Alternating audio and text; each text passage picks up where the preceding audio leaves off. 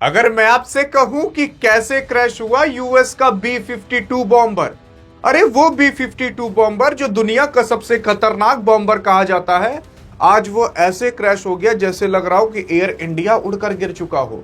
मतलब उड़ान भरा और फिर धड़ाम से नीचे गिरा। सवाल ये उठता है, क्या किसी की इसके पीछे साजिश थी कि ये अपने आप से क्रैश हो गया? और अगर अपने आप से क्रैश हुआ तो कितने लोगों की जानें गई, और उसी के साथ साथ ये कितना खतरनाक है B-52 बॉम्बर। अरे जब अभी आप जानोगे तो आपके होश उड़ जाएंगे कि इतना खतरनाक B-52 बॉम्बर अपने आप कैसे क्रैश हो सकता है। यार अगर आप देखने की कोशिश करोगे तो अमेरिका का ताकतवर B-52 बॉम्बर क्रैश हो चुका है। उड़ान के कुछ मिनट बाद ही टुकड़े टुकड़े इसके हो गए। 8 की मौत हुई है, यानी कि 8 सैनिक इसके अंदर सवार थे और वो 8 सैनिक की मौत हो गई। मतलब ऐसी मौत हुई है कि यार उनको पता भी नहीं चला होगा कि हम कब मर गए। इतना तगड़ा ये क्रैश हुआ है। मतलब इसके पर खच्चे उड़ गए। सोचिए उसमें जो छोटे छोटे इंसान होंगे उनका क्या हुआ होगा। उसी के साथ साथ अगर आप देखोगे तो अमेरिका के दक्षिण कैलिफोर्निया में स्थित जो एडवर्ड एयरफोर्स बेस है, वहां से उड़ान भरने के तुरंत बाद ये B-52 बॉम्बर विमान दुर्घटनाग्रस्त हो गया और क्रैश हो गया। अब कहां हुआ उसके बारे में भी चर्चा करेंगे, कैसे हुआ उसके बारे में करते हैं। लेकिन सबसे पहले ये B-52 बॉम्बर है कितना खतरनाक।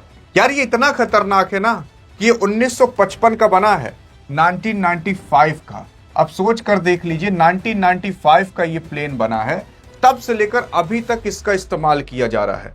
तब से लेकर अभी तक इसको कुछ हुआ नहीं। काफी लोग सोच रहे होंगे कि यार B-2 बॉम्बर की तो बात नहीं कर रहे। नहीं, ये B-2 बॉम्बर नहीं है। B-2 बॉम्बर भी खतरनाक है, लेकिन ये भी खतरनाक है। ये बॉम्बर्स का काम क्या होता है? देखो, इसको इस्तेमाल किया जाता है एक जगह से दूसरे जगह पर सामान, भारी भारी सामान लेकर जाना। जैसे तोप ले जा सकते हो, गोला बारूद, रडार सिस्टम्स, तमाम चीजें आप लेकर जा सकते हो। साथ ही साथ इसके अंदर बड़े बड़े बॉम्ब लेकर जा सकते हो, परमाणु बम तक लेकर जा सकते हो कि गिरा दो कहीं ले जाकर। इतना भारी सामान ये लेकर उड़ सकता है, इसीलिए इसको बॉम्बर कहा जाता है। ये इतना खतरनाक है कि किसी भी एरिया के अंदर, किसी भी परिस्थिति के अंदर और किसी भी मौसम के अंदर आप इसे उड़ा सकते हो, कोई दिक्कत नहीं है। स्पीड भी इसकी लाजवाब है। 1951 के अंदर इसकी पहली उड़ान भरी गई थी, बोइंग कंपनी ने इसे बनाया है। 1955 के अंदर फिर इसको अमेरिकन सैनिक को दे दिया गया था। इसे बनाया गया था सोवियत यूनियन के खिलाफ। मतलब पहले देखो, पहले रूस अकेला नहीं हुआ करता था। रूस के साथ 15-20 देश आपस में मिल करके सोवियत यूनियन बनाया करते थे। तब रूस बहुत खतरनाक था, तब उससे कोई लड़ नहीं सकता था। तब उसे सोवियत यूनियन यानी कि USSR कहा जाता था। तो अमेरिका और USSR के बीच कभी पटती नहीं थी, क्योंकि ये दो के दोनों काफी बड़े कॉम्पिटिटर थे। अब सवाल ये उठता है कि तब की लड़ाई में ऐसे बॉम्बर नहीं हुआ करते थे कि बॉम्ब ले जाकर गिरा दें। तो सोवियत यूनियन के खिलाफ ताकि हम लड़ सके, अमेरिका ने ऐसे बॉम्बर बनाए थे, क्योंकि उस टाइम रूस के पास हाइड्रोजन बम, एटम बम दोनों हो चुके थे 1955 तक। क्योंकि 1953 तक ही रूस ने यानी कि सोवियत यूनियन ने अपना हाइड्रोजन बम बना लिया था। तब तक उसके पास परमाणु बम भी था। तो ऐसे देश के खिलाफ लड़ सके तो ऐसे बॉम्बर होने चाहिए। इस वजह से अमेरिका ने इतने बड़े बड़े बॉम्बर बना बनाकर तैयार किए थे। आज वही बॉम्बर काम आ रहे हैं, लेकिन अब धीरे धीरे क्रैश होना चालू कर रहे हैं। अगर आप देखने की कोशिश करोगे तो खुद देख सकते हो, अमेरिकी वायुसेना का एक B-52 बॉम्बर विमान दक्षिण कैलिफोर्निया के अंदर जो मुजावे रेगिस्तान में स्थित एडवर्ड एयरफोर्स बेस है, वहां से उड़ान भरते ही दुर्घटनाग्रस्त हो गया। और कुछ देर बाद ही जब वो क्रैश होता है तो एकदम से राख हो जाता है। और जहां पर ये एयर बेस था, किनारे किनारे पूरी तरीके से रेगिस्तान था। अब कहां पर हुआ उसको देखते हैं। देखो, ये यूएस का मैप है। यूएस के मैप में यहाँ दक्षिण कैलिफोर्निया, ये कैलिफोर्निया है, उसके यहाँ पर आओगे तो यहीं पर ये एडवर्ड एयर बेस है। यहीं से उड़ान भरते ही यहीं पर ही क्रैश हो जाता है। अब यहीं पर क्यों उड़ान भरा? क्योंकि एडवर्ड एयरबेस काफी बड़ा एयरबेस माना जाता है। यहाँ पर कई अलग अलग प्रकार के परीक्षण किए जाते हैं और बहुत इंपॉर्टेंट एयरबेस माना जाता है। जब भी कोई नई चीज बनाई जाती है तो इसी एडवर्ड एयरबेस पर अमेरिका लाता है और उसका परीक्षण करता है। खास तौर पर जब पहला परीक्षण करना रहता है तो एडवर्ड एयरबेस को ही इस्तेमाल करता है आपका अमेरिका।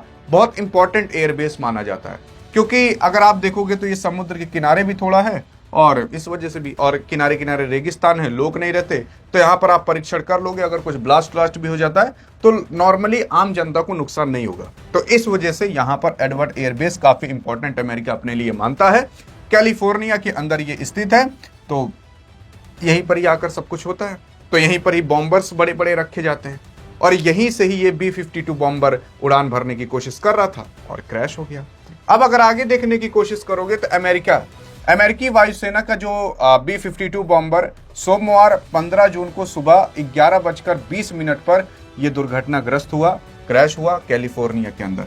अभी जो मैंने आपको एयरबेस के बारे में बताया था जो कैलिफोर्निया के अंदर है, ये बहुत इंपॉर्टेंट इसलिए भी माना जाता है क्योंकि यार 14 अक्टूबर 1947 को टेस्ट पायलट जो आपके चक योगर थे, उन्होंने XI यानी कि बेल XI नामक एक प्रायोगिक रॉकेट विमान पहली बार ध्वनि की गति के लगभग उड़ाया था, यानी कि मैक 1 की स्पीड से उड़ाया था, और यहीं से ही उड़ाया था।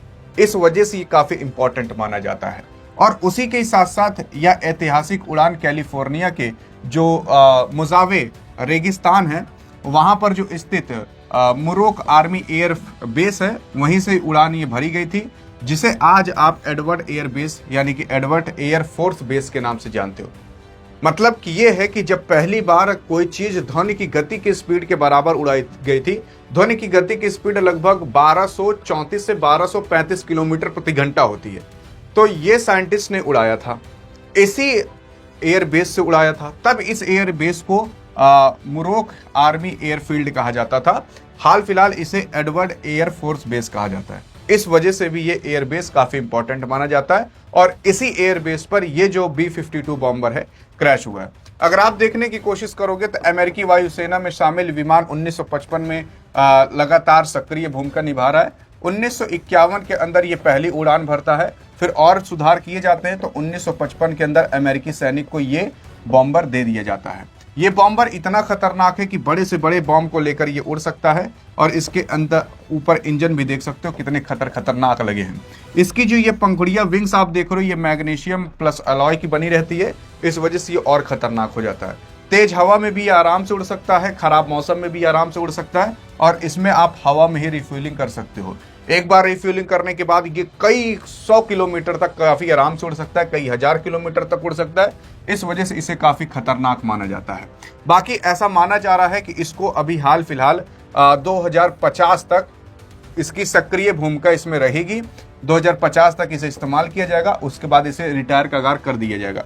लगभग 70 साल इसको हो चुके हैं, इस विमान को इस्तेमाल कर रहा है अमेरिका। तो सोच सकते हो कि अमेरिका के पास इतने खतरनाक विमान हैं जो अभी तक आप और हम देखे भी नहीं हैं। और उसी के साथ साथ अगर आप सोचते हो कि यार ऐसी जानकारियां और मिलते रहें, तो आपके लिए खास तौर पर हमने एक डियर गुरु नाम से व्हाट्सएप चैनल बना दिया है। अगर आप सोचते हो देश दुनिया की खबर आपको तुरंत के तुरंत मिल जाए, तो आपके लिए खास तौर पर बनाया गया। डिस्क्रिप्शन और पिन कमेंट में लिंक भी दे दिया है, लिंक पर क्लिक करने के बाद आप तुरंत यहां पर आओगे, और अगर फॉलो चैनल कर लिए तो देश दुनिया से संबंधित सारी जानकारी आपको एक जगह पर परोस कर मिलते रहेगी। बस आपको उठाकर खाना रहेगा, सारी इंफॉर्मेशन दिमाग में डालनी रहेगी, कहीं पर भी भटकने की आपको जरूरत नहीं होगी। बाकी हाँ, अधिक जानकारी चाहिए तो इस वीडियो में मिलते, तब तक के लिए जय हिंद जय भारत।